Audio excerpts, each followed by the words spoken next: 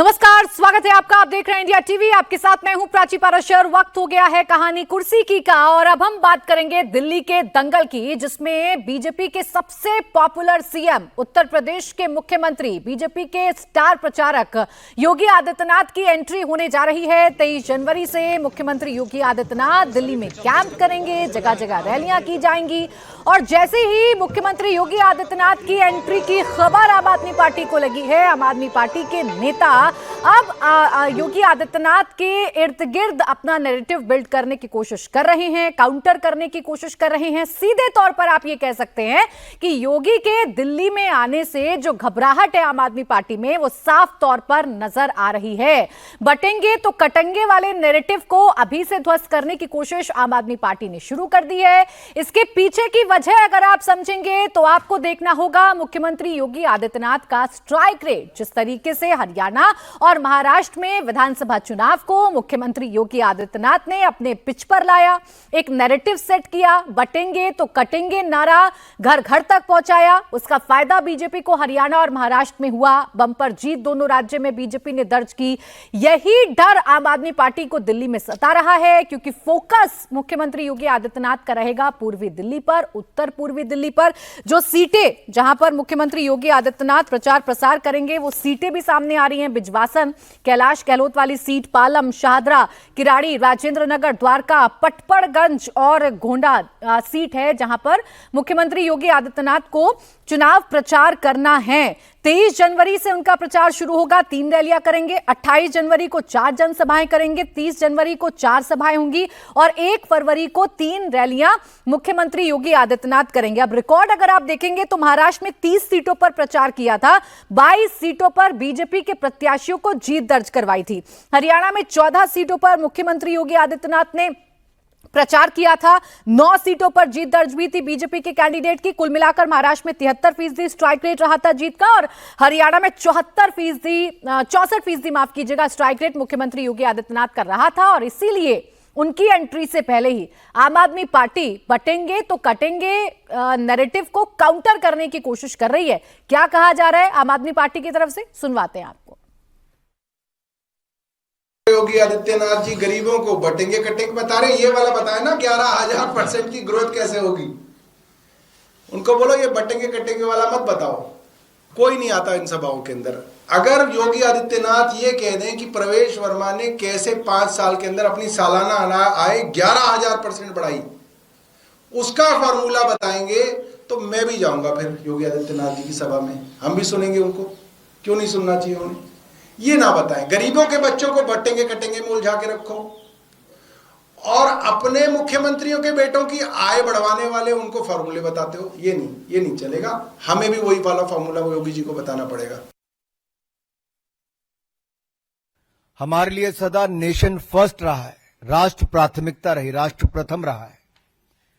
कुछ राजनीतिक दल ऐसे हैं जो लोग इन देश विरोधी ताकतों के साथ हाथ भी मिलाते हैं, राजनीतिक लाभ उठाने के लिए उनका चंदा भी पाते हैं और फिर मौन हो जाते हैं। और ये चुप्पी क्यों है? तब तो वो बड़े बड़ी बातें करते हैं, और ये डबल डेटिंग करने वाले माननीय राहुल गांधी जी और अरविंद केजरीवाल जी,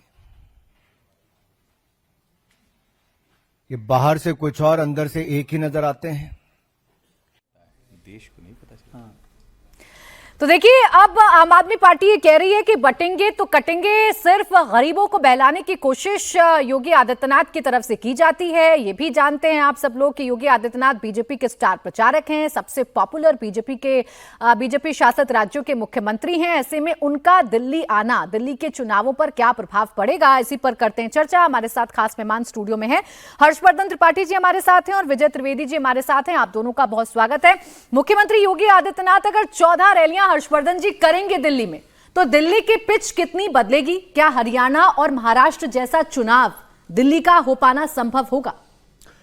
देखिए प्राची, मुझे लगता है कि अगर सिर्फ हम ये कह रहे हैं राजनीतिक तौर पर तो ठीक है, ये आरोप लगाना और ये कहना, ये हालांकि योगी जी को सूट ही करेगा, बढ़िया है वो लोग यही बोले।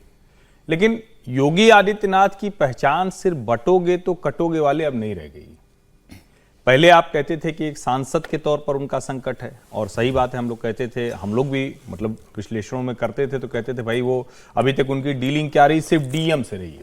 भाई एक सांसद का क्या होता है, जिलाधिकारी से बात करता है, तो वो मुख्यमंत्री बन जाएंगे, वो प्रदेश में किसी बड़े पद पर नहीं रहे, जिले में नहीं रहे, भाजपा संगठन में कभी नहीं रहे, तो वो मुख्यमंत्री की कुर्सी संभालेंगे कैसे।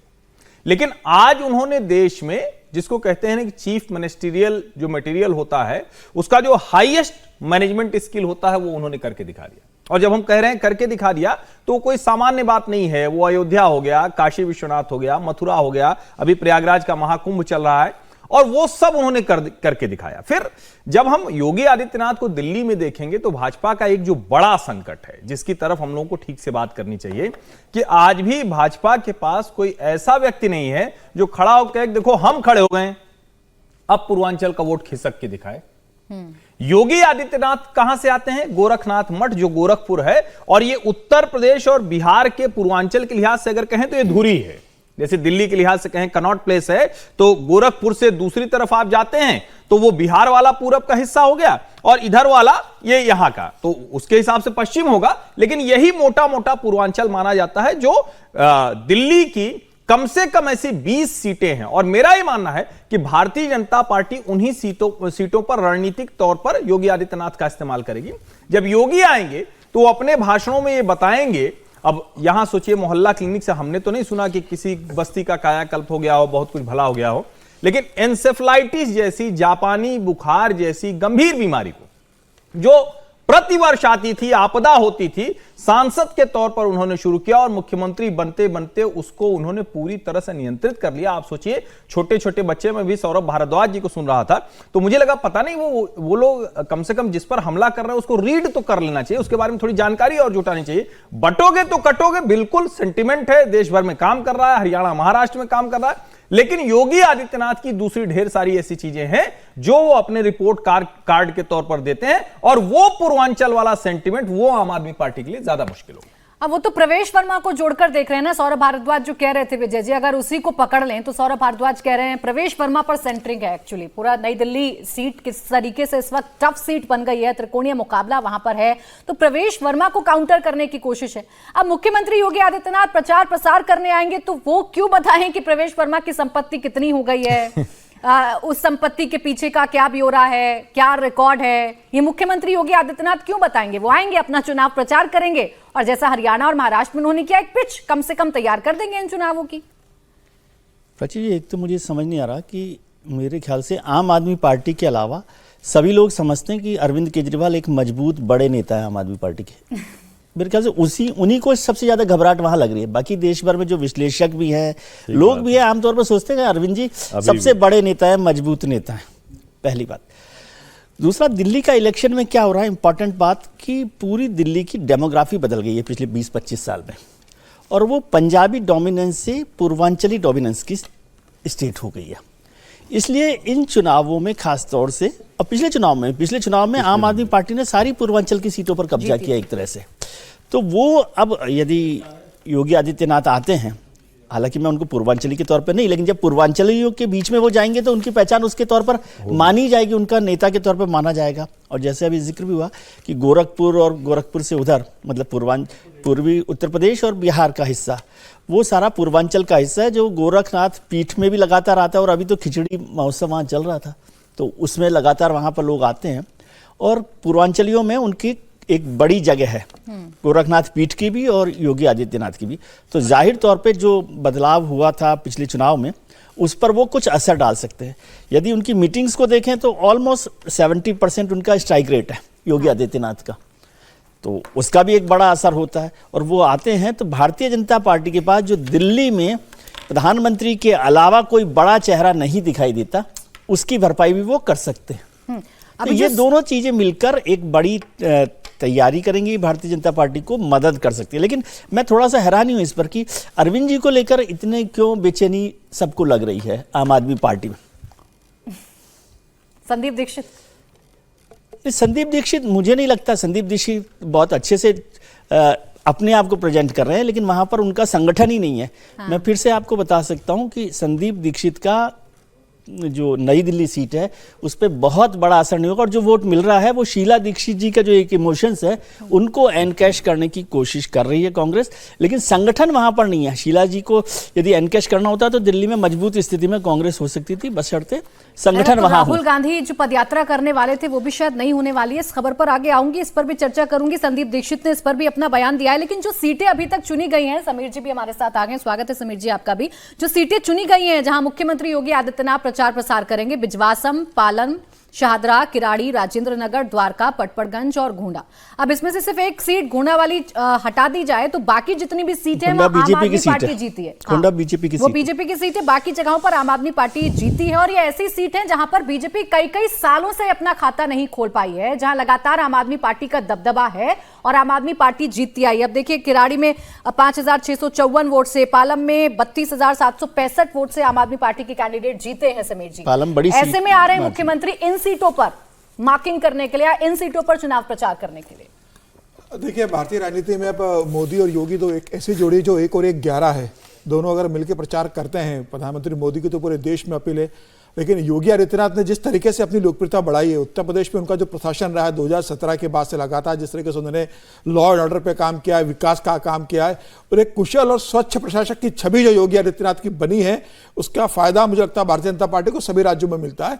और दिल्ली तो वैसे भी मतलब एक बड़ा गढ़ है, मतलब यहाँ पर उत्तर भारतीय लोग यहाँ पर है, उत्तर प्रदेश के लोग यहाँ पर है, बिहार के हिंदी भाषी लोग ज़्यादा है। योगी आदित्यनाथ का तो जो नशा है वो तो लोगों के दिलो दिमाग में तो नॉर्थ ईस्ट आसाम में भी चलता है, दूसरे प्रदेशों में भी जाकर योगी आदित्यनाथ जाते हैं तो वहाँ भी उनकी बढ़िया रैलियाँ होती है। महाराष्ट्र जैसे स्टेट में जहाँ मराठी कम्युनिटी ज़्यादा है, रिमोट एरिया में योगी आदित्यनाथ की रैली का प्रदेश संगठन ने कहा था कि योगी आदित्यनाथ को हमारे प्रचार करने के लिए भेजे।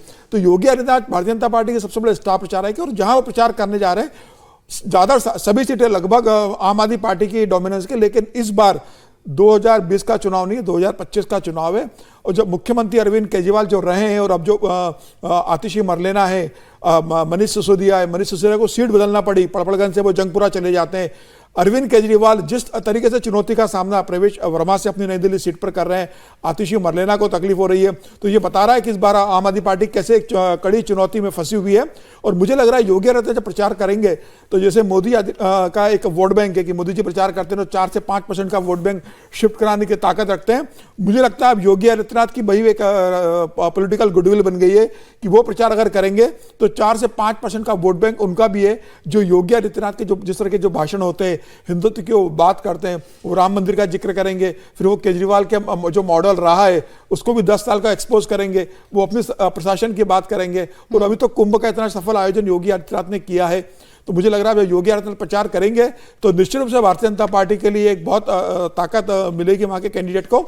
और एक एड ऑन होता है, मतलब संगठन तो काम करता ही है, संगठन काम करता है, उम्मीदवार अगर अच्छा हो और उसके साथ कोई बड़ा चेहरा, लोकप्रिय चेहरा का प्रचार करने आता है तो संगठन को भी ताकत मिलती है और एक अतिरिक्त वोट बैंक पार्टी का बढ़ता है। मुझे लग रहा है मोदी के बाद अब योगी इस स्टेज पर है कि पूरे हिंदुस्तान के अंदर भारतीय जनता पार्टी का वोट बैंक बढ़ाने की स्थिति में है, तो दिल्ली में निश्चित रूप से योगी प्रचार करेंगे तो इसका फायदा भारतीय जनता पार्टी को मिलना तय है। अब देखिए उन सीटों पर भी फोकस है जो मुस्लिम बाहुल्य सीटें हैं। 21.6 लाख फीसदी 6 लाख मुस्लिम आबादी है, 12% वोटर हैं मुस्लिम वोटर, 10 ऐसी सीटें हैं जो मुस्लिम बाहुल्य सीटें, और इन 10 सीटों पर आम आदमी पार्टी के कैंडिडेट जीते हैं। इन इलाकों में भी बीजेपी का फोकस है, और जब सीएम योगी आदित्यनाथ उतरेंगे मैदान में तो ध्रुवीकरण का कितना फायदा होगा ये तो बीजेपी भी जानती है, आम आदमी पार्टी भी जानती है, इसीलिए अभी से काउंटर करना शुरू कर दिया है। लेकिन आम आदमी पार्टी की कैंपेन को अगर देखें हम हर्षवर्धन जी, तो हर तरीके से कोशिश की जा रही है कि अपने नैरेटिव को ग्राउंड पर उतारा जाए। अरविंद केजरीवाल भी जानते हैं कि इस बार का चुनाव 2020 वाला चुनाव नहीं है, वो लहर वाला चुनाव नहीं है कि एक तरफा वोट मिल जाएंगे या एक तरफा उनके पक्ष में माहौल बन रहा है। अब ध्रुव राठी की भी एंट्री हो चुकी है, पिक्चर उनकी रिलीज हो ना हो, लेकिन ध्रुव राठी ने अपने यूट्यूब हैंडल से उसको डाल दिया है। इस पर कह भी रहे अरविंद केजरीवाल की भाई भावुक कर देने वाले पल, मुश्किल पल से मैं गुजरा। धन्यवाद ध्रुव राठी जी आपका कि आपने प्लेटफॉर्म दिया इस पिक्चर को। देखिए प्राची, मैं कहूँगा कि एक तो मैं विजय जी ने एक लाइन में वन लाइनर दे ही देते हैं, तो उन्होंने कहा कि सबसे ज़्यादा जो कमज़ोर मन स्थिति है, जिसको कहते हैं ना वो मीम चलता है बड़ा कि सब अच्छा है लेकिन अंदर से कुछ ठीक नहीं लग रहा है, तो आम आदमी पार्टी के तौर पर जिस अवस्था में है उसको अंदर से कुछ ठीक नहीं लग रहा है। क्यों अंदर से ठीक नहीं लग रहा है? क्योंकि उनको अपने नेता पर भरोसा नहीं। अब आप कितना भी कहें, लेकिन क्या अरविंद केजरीवाल चलते हैं तो उस तरह से वो ईमानदार वाली छवि, उस तरह से वो सादगी वाली छवि, राजनीति बदलने वाली छवि, जो मतलब जिसको कहेंगे रिवोल्यूशनरी प्रैक्टिसेस के तौर पर एक लीडर के तौर पर था, वो सब ध्वस्त है। तो डर और किसी में नहीं। दूसरी जगहों पर क्या है, अब आप चाहे कुछ भी कहें, भारतीय जनता पार्टी को लगता है कि ये उसका बेस्ट चांस है, कांग्रेस को लगता है कि हम कुछ तो बेहतर करेंगे, उनको ये पता है कि वो सरकार बनाने की दौड़ में नहीं है, लेकिन फिर भी अगर 2 सीट, 4 सीट, 6 सीट, 8 सीट वो जीत ले गए तो बहुत बड़ी बात होगी। लेकिन मूल बात पर मैं आता हूं, जो आपने प्रश्न पूछा, मुझे बड़ा आश्चर्य हो रहा है। एक व्यक्ति दुनिया के एक हिस्से में बैठकर यूट्यूब चलाता है, और हम लोगों के लिए भी थोड़ा सा ये शर्मसार करने जैसा है कि हमें उस जैसे, जिसकी कोई हैसियत नहीं है, हैसियत हम कहें, अगर क्लिकबेट पे कहेंगे तो भाई बड़ा देखा जाता है, बहुत बड़ा यूट्यूबर है, लेकिन आप जरा सोचिए, वो आया था यहां और उसने एक फर्जी वीडियो बनाया था जिसमें एक बछिया को वो गाजर खिला रहा है, और उसने ऐसी स्क्रिप्टिंग की कि उससे लग रहा था कि कोई भारत में गौमांस उसका निर्यात होता है। झूठ बोला उसने, बीफ और उसका फर्क है। अब उसने उसको चलाया, तो यानी एक तरह से फ्रॉड है। फिर उसने दूसरा प्रयोग किया जो लोगों को और ध्यान में आना चाहिए। उसने कहा कि जो जो हमारा समर्थन करेगा महाराष्ट्र के लिए, तो उसने, तो ये क्या नाम है उसका, स्वरा भास्कर का पति, उसने किया, फिर ऐसे और पार्टियों ने किया। अंत में क्या हुआ, उसका जो जिसने उसके वीडियो के लिहाज से एजेंडा कहा कि हम मानेंगे, उन सब की स्थिति खराब हो गई। तो अब मैं बड़ा आश्चर्यचकित हूं कि अभी अरविंद जी को भावुक हो जाना चाहिए या 8 तारीख की प्रतीक्षा करनी चाहिए, क्योंकि ध्रुव राठी ने अगर समर्थन कर दिया तो अभी पिछले कुछ वर्षों का करीब करीब 1.5 दशक का जो ट्रैक रिकॉर्ड रहा है, जिसका वो समर्थन करता है वो बुरी तरह से हारता है। और मैं तो अब थोड़ा ज्यादा डर मुझे लगने लगा है कि अरविंद केजरीवाल के लिए लगता है कि उनकी सीट और उनकी मुख्यमंत्री की कुर्सी, जिसके लिए वो बहुत इच्छा से, आकांक्षा से आगे बढ़ रहे हैं, दोनों में खतरा हो गया है, क्योंकि उसमें कुछ भी ऐसा नहीं जो भावुक करेगा। भावुक 8 तारीख के परिणाम करेंगे। तो कह रहे हैं हिम्मत दिखाई आपने, जब पूरे सिस्टम ने इस फिल्म को रिलीज होने से रोका तब आपने हिम्मत दिखाई और इसको एक प्लेटफॉर्म दिया। इस सीट पर अरविंद केजरीवाल, क्या विजय जी नहीं समझ पा रहे हैं कि कांग्रेस का संगठन संदीप दीक्षित के साथ नजर नहीं आ रहा है? कभी आप ये बयान देते हैं कि संदीप दीक्षित को ऊपर से दिखाने का ऑर्डर आ रहा है, वो सिर्फ टीवी पर दिख रहे हैं। कभी आप कहते हैं संदीप दीक्षित को बीजेपी लड़ा रही है, फंड बीजेपी कर रही है। आप खुद संदीप दीक्षित के इर्द गिर्द नैरेटिव गढ़ रहे हैं, जबकि कांग्रेस का जो संगठन है उसमें तो अभी भी कंफ्यूजन नजर आ रही है। खबर आती है राहुल गांधी पदयात्रा करेंगे, डोर टू डोर कैंपेन करेंगे संदीप दीक्षित के लिए, लेकिन अब खबर यह है कि संदीप दीक्षित के लिए वो कैंपेन नहीं करने जा रहे हैं। और इसी पर संदीप दीक्षित का एक बयान है, वो पहले एक बार सुनवा देते हैं, क्या कहा है उन्होंने, फिर उसके बाद चर्चा को आगे बढ़ाएंगे। पदयात्रा नहीं कर पाएंगे, कुछ इशू है, तो उसको हम लोग अब 2 या 3 दिन बाद जो है वही चीजें हम लोग करेंगे, और शायद ये 26 जनवरी के बाद यही प्रोग्राम दोबारा होंगे। बहुत अच्छा रहा है अभी तक लोगों की बारे में बात आती रही है, और लोग ज्यादातर विकास को देख रहे हैं। बहुत उनका मन है कि हम किसी न किसी तरह विकास की बात करें। तो संदीप दीक्षित तो कोशिश कर रहे हैं कि इस सीट पर कम से कम अपनी मजबूती तो जताएं, ज्यादा सीटें जीत पाए या ना जीत पाए, लेकिन केजरीवाल को तो कम से कम नई दिल्ली में हराया जाए। संदीप दीक्षित अच्छी तरीके से हमला भी बोल रहे हैं, लेकिन संगठन का साथ उन्हें कितना मिल रहा है विजय जी, इस बात पर आप बार बार कहते भी हैं। और अब राहुल गांधी की कंफ्यूजन भी साफ नजर आ रही है ना। एक सीट पर आप पहुंचे, सीलमपुर थी वो सीट भी, नई दिल्ली आपने नहीं चुनी। डोर टू डोर कैंपेन आप करने जा रहे थे, पैदल चलने जा रहे थे, लेकिन अब वो भी नहीं चल रहा है। देखिए, राहुल गांधी जी के लिए तो मैं पहले भी हमने इस पर चर्चा की है कि वो अभी ये तय करना उनको बाकी है कि वो कांग्रेस के नेता हैं कि इंडिया ब्लॉक के नेता बनना चाहते हैं। उनका मन जो है, मुझे लगता है इंडिया ब्लॉक के नेता बनने में लगा हुआ रहता है, इसलिए वो अरविंद जी के खिलाफ भी उस तरह से नहीं लड़ते। अखिलेश जी भी कुछ बोलते हैं तब भी वो शांत रहते हैं। तेजस्वी जी लिफ्ट के बाहर मिलके अनबने ढंग से मुलाकात कर ले, उसके बाद भी वो मुलाकात कर रहे हैं। तो वो उनकी कोशिश है कि, क्योंकि उनका एजेंडा क्या है कि मोदी सरकार के खिलाफ लड़ाई लड़ना, मोदी के खिलाफ लड़ाई लड़ना, उसमें कोई बुराई नहीं है, जो लड़ाई लड़ रहे हैं वो ठीक है। लेकिन क्या बिना कांग्रेस को मजबूत किए राहुल गांधी इंडिया ब्लॉक के बड़े नेता हो सकते हैं? ये मुश्किल है। अब संदीप जी की तो वो देखिए ना कि वो नई दिल्ली सीट से चुनाव लड़ रहे हैं, नई दिल्ली में अरविंद केजरीवाल जी हैं। अब राहुल जी आज अरविंद केजरीवाल के खिलाफ संदीप जी के समर्थन में प्रचार करेंगे तो फिर इंडिया ब्लॉक में कैसे साथ बैठेंगे? तो वो एक दुविधा है। दूसरी दुविधा, कांग्रेस संगठन में कोई दुविधा नहीं है, कांग्रेस संगठन ही नहीं है।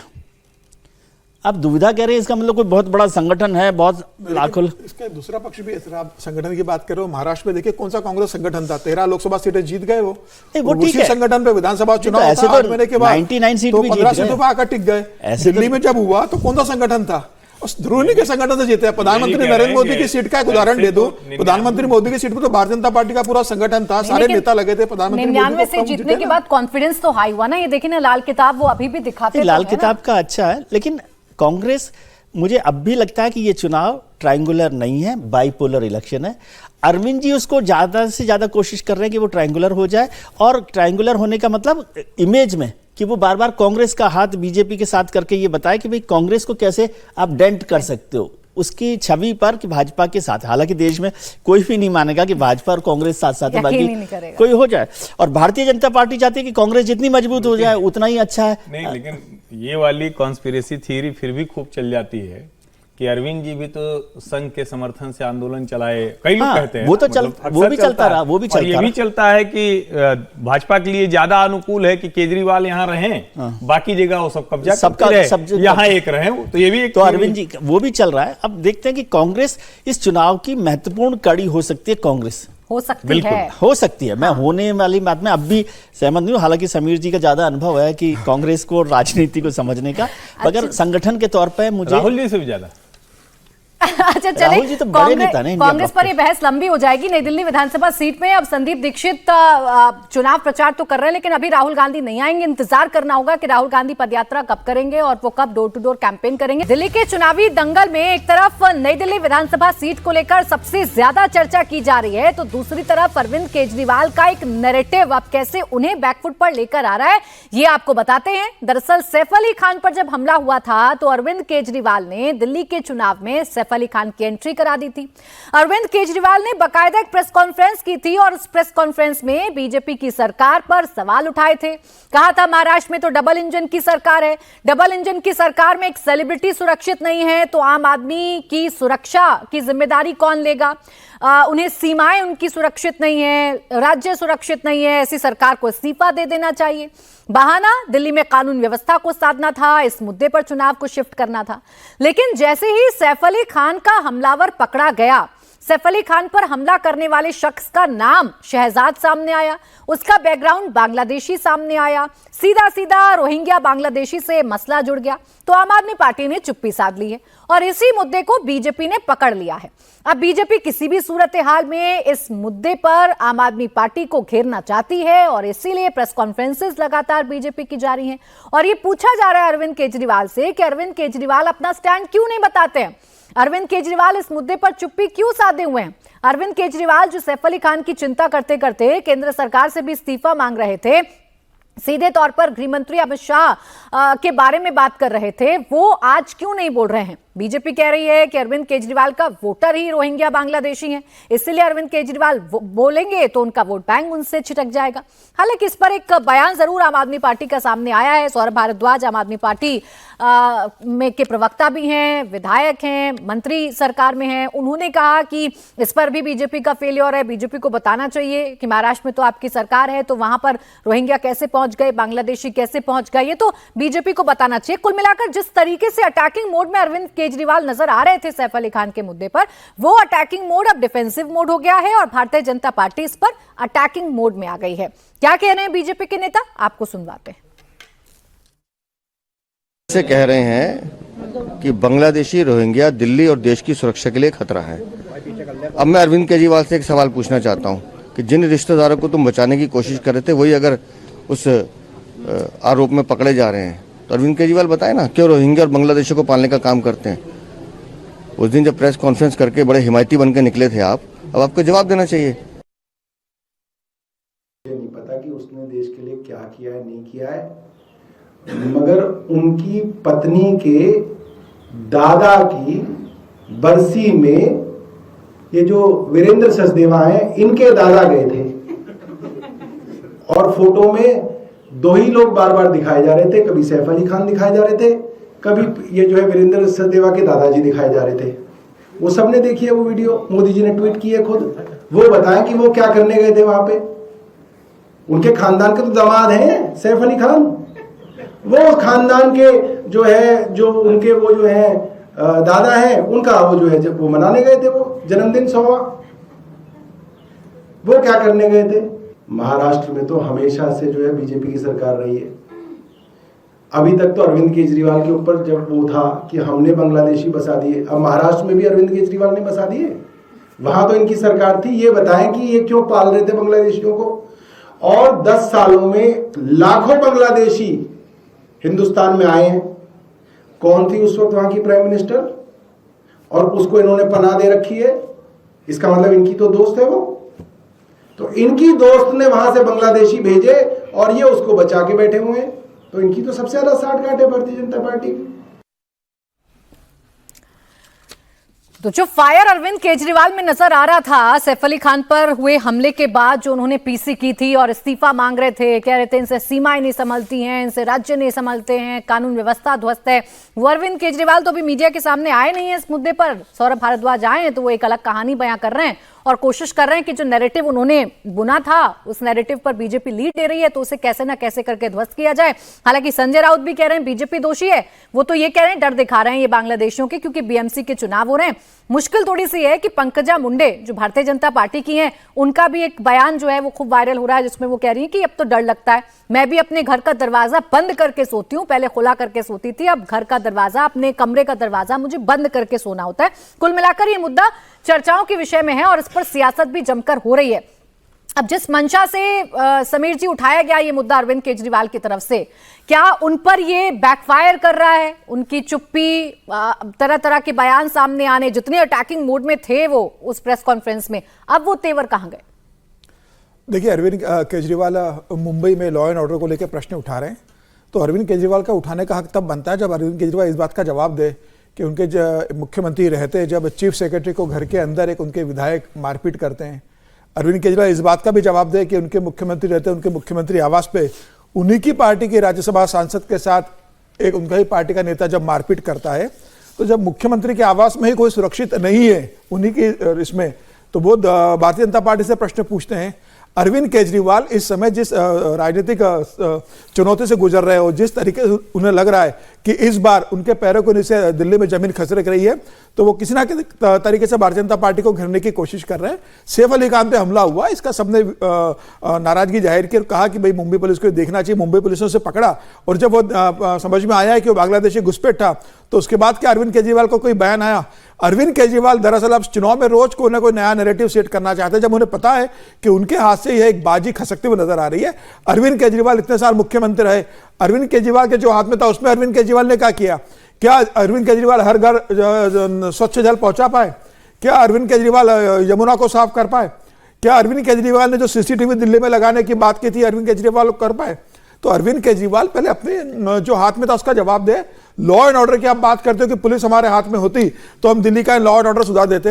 अरे आपके पास में जो था आपने वो तो सुधारते थे 10 साल में, और फिर आप कहते जनता से कि देखिए 10 साल में मैंने जो वादे किए थे उस सारे वादों को मैंने आप पूरा किया है, अब गृह मंत्रालय मुझे दे दिया जाए। तो जनता कहती भी कि भाई केजरीवाल ने 10 साल में करके दिखाया।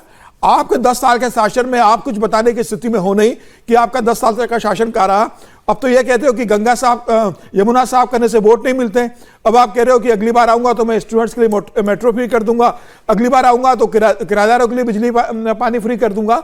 तो केजरीवाल दरअसल अब जिस बात को समझ गए कि दिल्ली का जो वोटर है उन्होंने 10 साल जो 2 बार केजरीवाल पर अटूट विश्वास किया था, आंख बंद करके भरोसा किया था और एक तरफा जो वोट दिया था, अब दिल्ली की जनता केजरीवाल से 10 साल का हिसाब मांगने जा रही है। ये समझ रहे हैं और वो इसलिए शिफ्ट करना चाह रहे हैं ना चुनाव को। वो कंपैरिजन करते हैं, कभी महाराष्ट्र से, कभी कंपैरिजन करेंगे यूपी से, कभी कंपैरिजन करेंगे बीजेपी शासित किसी भी राज्य से, और उसका मॉडल मांगने लगते हैं। केंद्र सरकार से कभी उनकी अकाउंटेबिलिटी पूछने लगते हैं। इसीलिए ये मुद्दा शायद विजय जी उन्होंने उठाया होगा, नहीं पता होगा कि भाई हमलावर कौन है, और जब हमलावर का नाम सामने आ गया तो अब चुप्पी तो साधनी है ही, और उस पर चुप भी हैं अरविंद केजरीवाल। कोशिश तो कर रहे हैं कि केंद्र को घेरें, लेकिन उस तरीके से नहीं घेर पा रहे जैसे उस दिन घेर रहे थे। बीजेपी की राजनीतिक साजिश है, उनको पहले ही बताना चाहिए था केजरीवाल साहब को कि ये सैफ के घर में घुसा है जो बांग्लादेशी है, तो उस समय नहीं बोलते। अब उस समय बीजेपी ने नहीं बताया। मैं कह रहा हूँ बीजेपी की इस साजिश को कि उन्होंने जो रोहिंग्याज को, बांग्लादेशियों को घुसपैठ का मौका दिया है, इसको जवाब देने का एक ही तरीका केजरीवाल साहब का कि वो जो रोज आजकल रोज चिट्ठी लिख रहे हैं प्रधानमंत्री जी को, तो वो चिट्ठी लिखें कि ये सारे रोहिंग्याज को, बांग्लादेशियों को, घुसपैठियों को दिल्ली से निकालें, मैं आपके साथ खड़ा हूं। तो बीजेपी एक्सपोज हो जाएगी। क्यों? बिल्कुल। इतना आसान काम है। और आजकल तो वैसे भी रोज चिट्ठी लिख रहे, तो आज का एक सब्जेक्ट ये हो सकता है कि वो प्रधानमंत्री जी को चिट्ठी लिखें कि बांग्लादेशियों और रोहिंग्याज को निकालें और उसके साथ खड़े हों। वही बात है जो समीर जी ने भी जिक्र किया ना, कि जो काम आपको मिला था क्या वो आपने पूरा किया? अगर आप पूरा करते तो शायद दिल्ली की जनता कहती कि हाँ भाई, इनको ये भी दे दीजिए, लॉ एंड ऑर्डर भी दे दीजिए, तो ठीक हो जाएगा। लेकिन जो मौका, जो काम आपको दिया गया, और जो आप, अच्छा दोनों बातें आप करते हैं। आप कहते हैं एक तरफ आपने इतना विकास कर दिया, ये सब कर दिया है, तो वो किसकी मदद से किया? थोड़ा सा कंफ्यूजन अभी उनको चल रहा है और वो एक स्लिपरी मोड पर हैं। उनको अभी समझ में नहीं आ रहा कि इस इलेक्शन पर कैसे ग्रिप बनाकर रखी जाए। और रोहिंग्याज का मसला तो मुझे लगता है कि अभी जब मुख्यमंत्री योगी आदित्यनाथ उत्तर प्रदेश के यहाँ आएंगे तो शायद वो और बढ़ जाएगा मसला, तो उसका जवाब देना मुश्किल होगा। मुझे लगता है ये बेहतर मौका है केजरीवाल साहब के पास कि वो तुरंत चिट्ठी लिखे प्राइम मिनिस्टर को कि इनको निकाला जाए। और वैसे भी अब तो देखिए, दुनिया भर में कहीं पर भी जो अवैध प्रवासी है, इलीगल माइग्रेंट्स है, उनके लिए नहीं है। आज ट्रंप साहब रात को शपथ ले रहे हैं 10:30 बजे हिंदुस्तानी समय के। उन्होंने सबसे पहला एजेंडा है कि 1 करोड़ 10 लाख जो वहां पर अवैध प्रवासी है उनको बाहर निकालेंगे। तो अमेरिका में के लिए हम ये तैयार हैं, तो हिंदुस्तान में क्यों नहीं? नहीं, लेकिन उस पे सवाल अरविंद केजरीवाल अभी नहीं पूछ पा रहे ना। मजबूरी क्या पूछना नहीं है उनको, तो बॉल जो है उनके कोर्ट में डालनी चाहिए बीजेपी की कि भाई इनको तुरंत निकालिए आप, और समय सीमा बताइए कि कितने समय में आप निकाल रहे हैं। क्या मजबूरी हर्षवर्धन जी समझ में आती है? अपने जब कह रहे हैं, पंकजा मुंडे कह रही हैं कि हम सुरक्षित महसूस नहीं कर रही हूं, मैं अपने कमरे का दरवाजा बंद करके अब सो रही हूं, जो खुला करके सोती थी, वो कह रही हैं, लेकिन केजरीवाल क्यों नहीं कह पा रहे हैं फिर? देखिए, पहली बात तो ये प्राची कि मुझे लगता है कि पंकजा जी अगर अब तक खुला रख के दरवाजा सोती थी तो बहुत कोई अच्छी प्रैक्टिस नहीं है। किसी भी व्यक्ति को अपनी सुरक्षा स्वयं तो करनी चाहिए। लेकिन हाँ, ये मैं मतलब इसको मानता हूं कि हाँ, ये गंभीर मसले हैं। चाहे सैफ के घर चोरी का मसला हो, उसमें जो हमला हो गया, चाहे बाबा सिद्दीकी का मारा जाना हो, या चाहे दूसरी धमकियां हो। लेकिन कोई ये कहे कि बंबई में लॉ एंड ऑर्डर की व्यवस्था बड़ी खराब हो गई है और देश के दूसरे हिस्सों में, तो मैं आज भी मानता हूं कि देश का सबसे सेफ, सिक्योर और विशेषकर महिलाओं के लिए, मैं ये आज भी मैं मानता हूं कि उसमें। लेकिन जब हम कहते हैं कि बांग्लादेशी रोहिंग्या, पॉलिटिकल इंटरेस्ट में क्यों चला जाता है ये मसला? क्या कोई और ऐसे हो, कोई भी और ऐसे हो, तो क्या हम उसके साथ ये व्यवहार करेंगे? नहीं, बिल्कुल समय नहीं लगेगा। यहां तक कि पाकिस्तान से जो हिंदू शरणार्थी आए, उनको वैध कह लीजिए, अवैध कह लीजिए, उनके लिए नागरिकता देने पर भी यही पार्टियां इतनी जोर जोर से चिल्ला रही थी। लेकिन रोहिंग्या बांग्लादेशी पे पता नहीं क्यों नहीं चिल्ला पाती। और ये अरविंद केजरीवाल से लेकर सभी वो जो ब्लॉक है, उस ब्लॉक के नेताओं की समस्या है। उनको जाने क्यों ये डर लगता है कि रोहिंग्या बांग्लादेशी मुसलमान को कुछ बोलेंगे तो जो यहां का मुसलमान, और एक तरह से कहें कि इस देश के मुसलमानों की सत्य निष्ठा और संविधान के प्रति उनकी जो निष्ठा है, उस पर वो सवाल खड़ा कर रहे हैं। बल्कि ये नेगेटिव है, ये नेगेटिव है। हिंदुस्तान का जो मुसलमान मतलब मुसलमान को उसी घेरे में, जबकि और मैं इसीलिए कह रहा हूं कि इस बार अरविंद केजरीवाल कोई एक मसला बताइए जिसपे वो बड़ा कॉन्फिडेंस से बोलते हुए दिख रहे हैं। वो फंसे हुए नजर आ रहे हैं। वो जैसे ही सोचते हैं कि ये वाला हमारा पक्ष में आएगा। और अभी जब मैं ये सौरभ भारद्वाज जी, मंत्री जी जो हैं, ये बोल रहे थे, तो उसको आप लोगों ने भी सुना होगा। हम तो बड़ा प्रयास किए समझ पाने का कि कवि क्या कहना चाह रहा है, कुछ तो सूत्र वाक्य समझ में आए। पता नहीं क्या किसके दादाजी तो उसके दादाजी की बरसी, तो वो वहां गए। अरे भाई, कहां हो? 10 साल से ऊपर से आपकी यहां सरकार है, आप यहां के बारे में बात कीजिए। दूसरे राज्यों के लिए वहां की पार्टियां हैं, वहां के लोग हैं, हां बयान आप दे सकते हैं, लेकिन अभी आपके सर पर चुनाव है। जैसे जब आप खाली होते हैं तो दूसरे घर भी न्योते में जाते हैं शादी के सीजन में, तो कहते हैं फलाना के यहां गुलाब जामुन थोड़ा मीठा कम था, फलाने के यहां थोड़ी दाल पतली हो गई थी, पनीर गायब था। लेकिन आपके घर में बेटी या बेटे की शादी हो उस समय अब तब आप घूम घूम के मोहल्ले भर के फलाना का न्योता गड़बड़ हो गया, फलाना का टेंट थोड़ा फटा हुआ था, उसकी लाइट यार एक तो जली नहीं रही थी। अरविंद केजरीवाल भयानक तरीके से चुनाव में कमजोर स्थिति में पहुंच रहे हैं। उसको ढकने के लिए वो दूसरों के ऊपर टिप्पणी कर रहे हैं, और उस टिप्पणी में भी वो फंस जाते हैं जब वो कोई रोहिंग्या या बांग्लादेशी निकल आता है। अमेरिका के इतिहास में ऐसा पहली बार हो रहा है कि राष्ट्रपति के शपथ ग्रहण में विदेशी मेहमान शामिल होंगे, लेकिन कड़ाके की ठंड के चलते शपथ समारोह संसद भवन के अंदर होगा, जिसके चलते ट्रंप के समर्थक बेहद निराश हैं। भारत की तरफ से ट्रंप के शपथ ग्रहण में विदेश मंत्री एस जयशंकर शामिल होंगे। ट्रंप जब अमेरिका की कमान संभालेंगे तो उनका पहला एजेंडा क्या होगा? ट्रंप किस डायरेक्शन में अमेरिका को आगे ले जाने की तैयारी में है, ये सब ट्रंप ने शपथ से पहले एक रैली में खुलकर बताया। शपथ से पहले डोनाल्ड ट्रंप ने रूस यूक्रेन युद्ध और मिडिल ईस्ट में चल रहे संघर्ष को लेकर बड़ा बयान दिया। ट्रंप ने अपना एजेंडा क्लियर कर दिया। ट्रंप ने कहा कि वो रूस यूक्रेन के बीच युद्ध को खत्म करेंगे, साथ ही मिडिल ईस्ट में इजराइल हमास के बीच चल रहे संघर्ष को रोकने की कोशिश करेंगे। ट्रंप ने यह भी कहा कि वो किसी भी कीमत पर तीसरा विश्व युद्ध नहीं होने देंगे। ट्रंप ने कहा कि अगर वो राष्ट्रपति होते तो इजराइल हमास के बीच जंग होती ही नहीं। ट्रंप के एजेंडे में अवैध प्रवासी को लेकर एक्शन प्लान भी तैयार है। ट्रंप ने बताया कि बहुत जल्द वो अवैध विदेशी गिरोह के लोगों और प्रवासी अपराधियों को अमेरिका से बाहर निकालेंगे। I will end the war in Ukraine. I will stop the chaos in the Middle East, and I will prevent World War III from happening. And you have no idea how close we are. First step toward lasting peace in the Middle East. But I'm glad to report that the first hostages have just been released.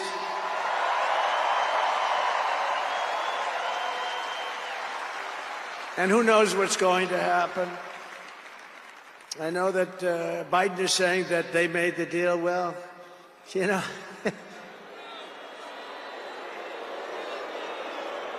I mean, that deal should have done. First of all, it would have never happened if I were president. Would have never happened. तो Russia Ukraine के युद्ध को रुकवाएंगे, प्राथमिकता यह है Donald Trump की। साथ ही कह रहे हैं कि इजराइल और हमास का युद्ध में कभी नहीं होने देता। अगर मैं राष्ट्रपति होता, तीसरा विश्व युद्ध में कभी नहीं होने दूंगा। बाइडेन की आलोचना भी की और साथ ही साथ अपने एजेंडे को दुनिया के सामने डोनाल्ड ट्रंप ने रख दिया है। भारतीय समय के अनुसार रात 10:30 बजे वो 47वें राष्ट्रपति के तौर पर शपथ ग्रहण करने जा रहे हैं। अब ट्रंप 47वें राष्ट्रपति बनेंगे अमेरिका के। रशिया यूक्रेन युद्ध को लेकर अपना विजन क्लियर कर दिया है। इजराइल हमास के बीच में जो टेंशन चल रही है उसको लेकर अपना विजन क्लियर कर दिया है डोनाल्ड ट्रंप ने। क्या बदलेगा दुनिया में हर्षवर्धन जी उनके इस बयान से या उनकी इन प्राथमिकताओं से? क्या असर दुनिया में पड़ने जा रहा है? देखिए, सबसे पहले तो मुझे लगता है कि नेताओं की बयानबाजी से सिर्फ माहौल बदलता है, जमीन पर बहुत कुछ नहीं बदलता है। लेकिन जब हम डोनाल्ड ट्रंप की बात कर रहे हैं तो वो चूंकि अभी 47वें राष्ट्रपति बने हैं तो वो 45वें राष्ट्रपति रह चुके हैं, यानी उनका एक ट्रैक रिकॉर्ड है। उस ट्रैक रिकॉर्ड को और जो आज अभी वो अमेरिकी राष्ट्रपति बन रहे हैं 47वें, तो उसके बीच में जरा एक पैरेलल खींचना होगा, एक कंपैरिजन करना होगा। 4 साल वो राष्ट्रपति रहे और दुनिया के किसी देश के साथ अमेरिका ने नया युद्ध नहीं शुरू किया। उनके ऊपर आरोप लगे कि अफगानिस्तान से आखिरी समय में जिस तरह से काबुल की एम्बेसी के ऊपर वो अमेरिकी जहाज खड़े थे और जिस तरह से लोगों को भर भर कर ले जाया गया, जिस तरह से बाउंड्री वॉल कूद कूद कर लोग काबुल के अंतर्राष्ट्रीय हवाई अड्डे पर जा रहे थे, वो थोड़ा भयावह दृश्य था। लेकिन फिर भी अगर हम कहें तो अमेरिका ने कहा कि अब हमको यहां से बाहर निकलना है, हम एक सीमा से आगे दूसरे देश में नहीं जा सकते। उस लड़ाई से वो बाहर आए। वो उत्तर कोरिया के तानाशाह उससे मिलने चले गए। किम जोंग से मिलना ये कोई सामान्य घटनाक्रम नहीं था, उससे जाकर वो मिलते हैं। वो दुनिया के किसी देश में लड़ाई के पक्षधर नहीं थे, यहां तक कि जिस चाइना के साथ टैरिफ वॉर लड़ रहे थे, जिस चाइना के साथ कोल्ड वॉर चल रही थी, उसके साथ भी उन्होंने रिश्ते बेहतर करने की कोशिश की। उन्होंने पुतिन के साथ रिश्ते बेहतर करने की कोशिश की, जिसके आधार पर जो कहें कि जो उनका चुनाव जो वो हारे थे, उसमें सबसे बड़ा आरोप यही था कि जो बाइडेन की टीम और कमला हैरिस की टीम और दूसरे लोगों ने यह आरोप लगाया कि ये पुतिन के साथ मिले, यानी रशिया का इंटरफेरेंस है उनके देश में। अब जब वो आ रहे हैं उससे ठीक पहले हमास इजराइल वो एक तरह से युद्ध विराम कर ले रहे हैं, एक दूसरे के जो बंधक है उनको छोड़ रहे हैं। जो पुतिन है वहां से कहा जा रहा है कि अच्छा जैसा बोलेंगे ट्रंप उसके आधार पर हम तय करेंगे। तो मेरा ये मानना है ये दुनिया के लिए सुखद संकेत है और मैं ये मानता हूं कि अमेरिका या अमेरिकी राष्ट्रपति अगर पूरी तरह से कुछ तय कर ले तो वो लगभग हो जाता है अब अपने हथियार, अपनी गुंडागर्दी, अपनी दादागिरी, अपना दबाव बनाने के लिए, अपना बम फोड़ने के लिए, फिर ऐड देने के लिए, यानी पहले बम फोड़ फोड़ के सब बस्ती बर्बाद करो और फिर जाके उनको कहो कि अब मदद के नाम पर हम यूएन पीस कीपिंग फोर्स के साथ जाके करेंगे। अगर ये नहीं करना है तो डोनाल्ड ट्रंप का यह बयान बहुत सुखद है और एक पॉजिटिव जो कहें कि दिशा दिखाता है उस तरफ ले जाता है। हार के बाद वापसी करने वाले दूसरे नेता के तौर पर अमेरिका में डोनाल्ड ट्रंप की पहचान हो रही है और इस विक्ट्री को ऐसे ही डोनाल्ड ट्रंप सेलिब्रेट भी कर रहे हैं, दुनिया के लिए अपना विजन भी बता रहे हैं, अमेरिका फर्स्ट वाली बात भी कर रहे हैं और इजराइल हमास का जिक्र जब कर रहे हैं विजय जी डोनाल्ड ट्रंप, तो ये भी बता रहे हैं कि जो बाइडन तीसरे विश्व युद्ध की तरफ धकेलना चाहते थे दुनिया को, लेकिन मैं ऐसा होने नहीं दूंगा। मिडिल ईस्ट में जो टेंशन चल रही है, जिस तरीके से युद्ध चल रहे हैं, क्या वो थमने की गुंजाइश पैदा होगी इनके शपथ लेने के बाद? देखिए, ट्रंप जब आज शपथ ले रहे हैं उससे 2 दिन पहले ये जो हुआ हमास के साथ संधि विराम जो हुआ, युद्ध विराम जो हुआ, वो भी उनकी पहचान, उनकी हनक का असर है। हालांकि वो जो बाइडेन के रहते हुआ है, लेकिन बाइडेन जब तक थे तब तक जो भी युद्ध चले, वो हमास का हो, इजराइल वाला या यूक्रेन रूस का, वो लगातार बढ़ता रहा और डायरेक्ट इनडायरेक्टली अमेरिका दोनों में भूमिका निभाता रहा, मदद करता रहा। ट्रंप उसके खिलाफ लगातार खड़े रहे हैं और ये उम्मीद की जा सकती है कि वो जिस रास्ते पर चल रहे हैं वो युद्ध को रोकने की कोशिश करेंगे। उन्होंने सबसे पहले कहा था कि इस युद्ध पर भी वो काम करेंगे, यूक्रेन को लेकर भी काम करेंगे। मुझे उनका 1980 का वो एक इंटरव्यू याद आता है जिसमें उस समय उनसे पूछा गया था कि क्या आप राजनीति में आना चाहते हैं, तो उन्होंने कहा था कि राजनीति जो है बहुत निर्दयी होती है, काबिल लोग बिजनेस में आते हैं, काबिल लोग बिजनेस करते हैं, नाकारा लोग पॉलिटिक्स में जाते हाँ, हैं। नाकारा लोग पॉलिटिक्स में जाते हैं, काबिल लोग बिजनेस करते हैं। लेकिन वो बिजनेस के भी बहुत कामयाब लोगों में से रहे हैं और राजनीति में भी जब वो पिछली बार जब 45वें राष्ट्रपति थे तो उन्होंने बड़े मजबूती से जो भी कहा। एक बात कहनी चाहिए, उनकी विवादों के घेरे में वो हमेशा रहे, लेकिन वो जो बोलते हैं खुलकर बोलते हैं, जो सोच समझ, जो भी उनकी सोच समझ है उस पर वो परवाह नहीं करते कि इसका क्या बहुत बड़ा इफेक्ट होने वाला, जिसे हम लोग कहते हैं पॉलिटिकली करेक्ट। वो नहीं होते, तो वो पॉलिटिकली करेक्ट नहीं रहते, वो हिसाब से सोचते हैं।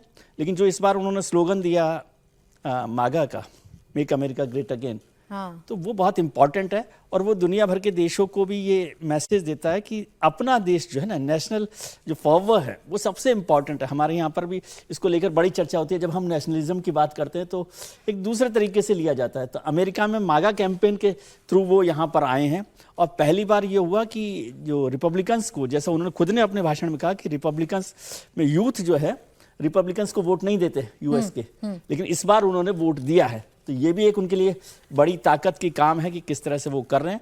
मुझे लगता है अमेरिका चाइना के साथ संबंधों को बेहतर करने का काम सबसे पहले करेगा और जो अभी मैसेज है, जो अभी तक का एक माहौल है, उसमें ट्रंप जो है सबसे पहली यात्रा चाइना के साथ करने वाले हैं शायद। तो वो एक नया मैसेज देना चाहते हैं, रूस और यूक्रेन के युद्ध को रोकना चाहते हैं, दुनिया भर में वो एक इस तरह का काम बनाना चाहते हैं कि युद्ध नहीं हो, जिसके लिए बार बार वो जिक्र कर रहे हैं। और दूसरा, मागा को लेकर जो काम कर रहे हैं महत्वपूर्ण है। इलीगल इमिग्रेंट्स को, अभी आप फिर वहाँ पर पहुँच जाएंगे बॉम्बे के बांग्लादेशी पर, लेकिन वो तो इतना खुलकर बोल रहे हैं कि मेरी प्रायोरिटी में है कि 1 करोड़ 10 लाख लोगों को किस तरह आपने से। जिक्र कर ही दिया तो एक बार सुनवा देते हैं कि क्या कहा है उन्होंने प्रवासियों को लेकर, क्या बयान डोनाल्ड ट्रंप ने दिया है, उसके बाद चर्चा को आगे बढ़ाते हैं।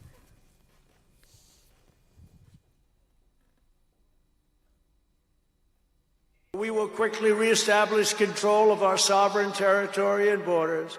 We will expel every single illegal alien, gang member, and migrant criminal operating on American soil. तो कह रहे हैं हम बहुत जल्द अपनी संप्रभुता और बॉर्डर्स पर कंट्रोल हासिल करेंगे। अमेरिकी धरती पर सक्रिय हर अवैध विदेशी गिरोह के सदस्य और प्रवासी अपराधी को बाहर निकाल देंगे। बड़ा क्लियर मैसेज समीर जी डोनाल्ड ट्रंप की तरफ से दिया गया है कि जितने भी गलत या अवैध तरीके से रह रहे हैं अमेरिका की धरती पर प्रवासी, उनको बाहर का रास्ता दिखाया जाएगा, बॉर्डर्स को कंट्रोल किया जाएगा, जो एक बहस का विषय भारत में हमेशा से रहा है। निश्चित रूप से इस बार ट्रंप का जो दूसरा कार्यकाल रहने वाला है वो बहुत, मुझे लगता है पहले कार्यकाल से बहुत अलग होगा।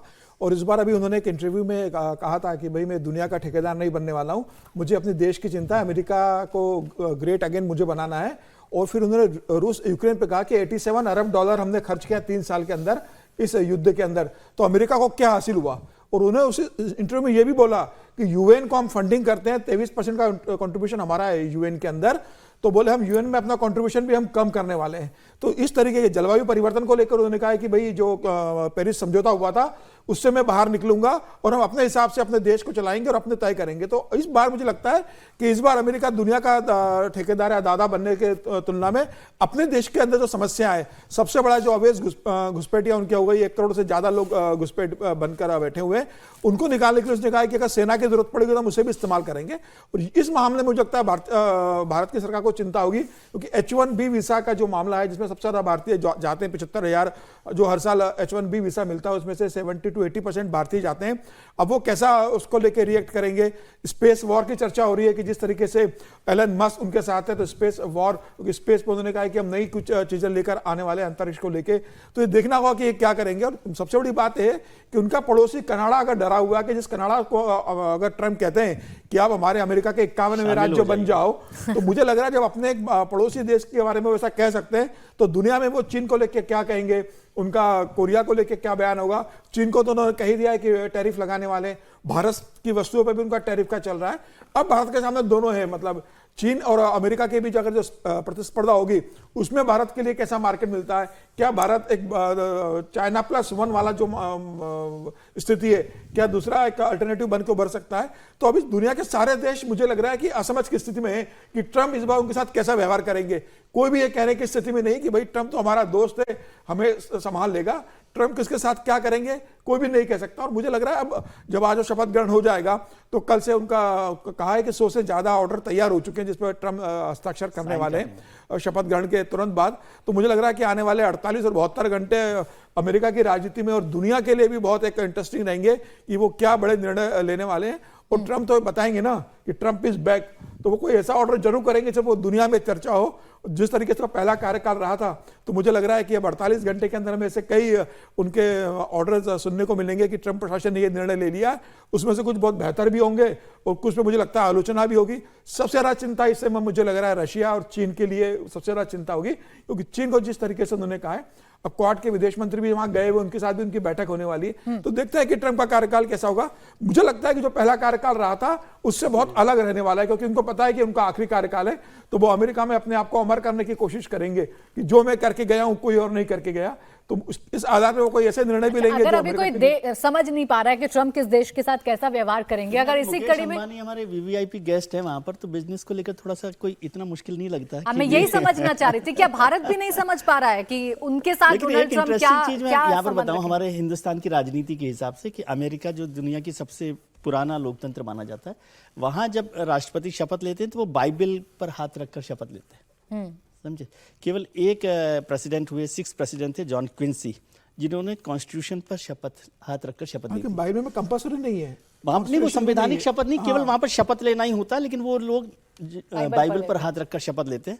क्या आप हिंदुस्तान में ऐसा सोच सकते हैं? हिंदुस्तान में हम सभी लोग शपथ, संविधान की शपथ ले रहे होते हैं। अमेरिका जो दुनिया का सबसे पुराना लोकतंत्र है, वहां संविधान की शपथ नहीं ली जा रही, वहां राष्ट्रपति पद की शपथ ली जा रही है। लेकिन भारत के संविधान में, जिन्हें आप राइट विंगर कहें, जिन्हें लेफ्ट कहें, जिन्हें शपथ में तो बोलते हैं हाथ बाइबल में रखते हैं, लेकिन जो शपथ ग्रहण होता है, वो शपथ दिलवाते हैं, वो तो संविधान की शपथ लेते हैं ना। लेकिन बाइबल है ना उसमें, तो यहाँ पर वो नहीं होता। ये एक इंटरेस्टिंग फैक्ट के तौर पर केवल नरेट करूँ, मैं कोई कमेंट उस पर नहीं कर रहा हूँ, कि यहाँ हिंदुस्तान में सब लोग संविधान की शपथ लेते हैं।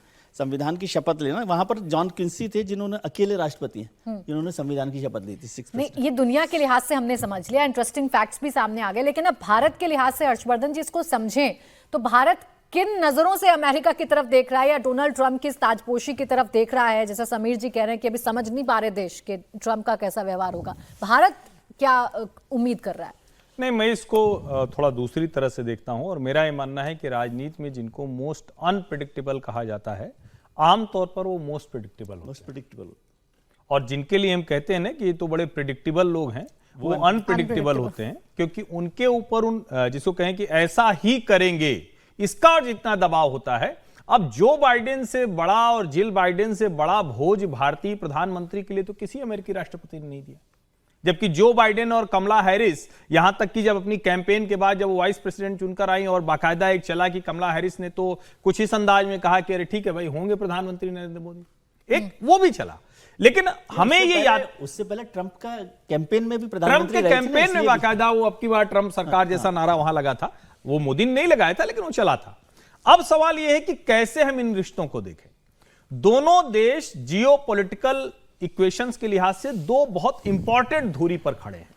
अब अगर हम आज ये बात कर रहे हैं कि डोनाल्ड ट्रंप कह रहे हैं कि भाई हम पुतिन से बात करेंगे, डोनाल्ड ट्रंप के हम कार्यकाल की बात करेंगे, अब ये तो प्रधानमंत्री नरेंद्र मोदी ने 2014 से लेकर अब तक जो किया है वो छोड़िए, अभी ताजा ताजा जो किया उसकी बात कर लीजिए। वो जब दुनिया चाइनीज वायरस कोविड से जूझ रही थी तो जो काम अमेरिका नहीं कर पाया वो भारत ने किया, और उस वक्त WHO के जो जनरल सेक्रेटरी थे टेड्रोस अब्राहिम, उनसे साफ साफ कहा कि भैया ये तो नहीं चलेगा कि आप चाइना के लिहाज से रिपोर्ट तैयार करें।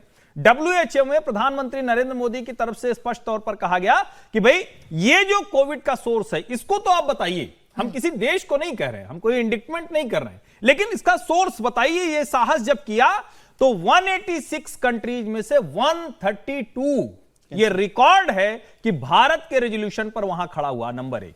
नंबर 2, जब वो कहते हैं कि UNGA यानी यूनाइटेड नेशंस जनरल असेंबली, इसका स्ट्रक्चर आप चेंज कीजिए, जिसमें सिक्योरिटी काउंसिल भी आ जाती, दुनिया अब उसको भी स्वीकार कर रही है और चाइना अभी भी बाधा बना हुआ है, लेकिन भारत उस तरफ बढ़ता दिखता है। तीसरा क्या, पुतिन के साथ बैठकर कहना कि भैया ये युद्ध का युग नहीं है, शांति से बात करनी पड़ेगी। जेलेंस्की जब कहते हैं कि भारत तो हमारे साथ खड़ा नहीं हो रहा, नाराजगी का भाव दिखाते हैं, तब वो उड़कर पहुंचते हैं और कीव में जाकर कहते हैं, कंधे पर हाथ रखते हैं।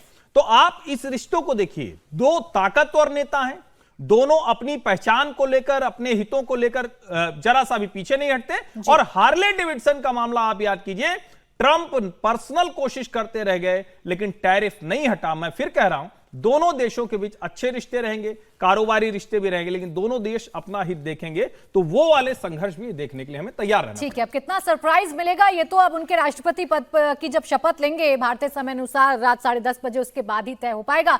फिलहाल कहानी कुर्सी की में आज के लिए बस इतना ही। हर्षवर्धन जी, विजय जी और समीर जी, आपका बहुत शुक्रिया हमारे साथ जुड़ने के लिए, चर्चा करने के लिए।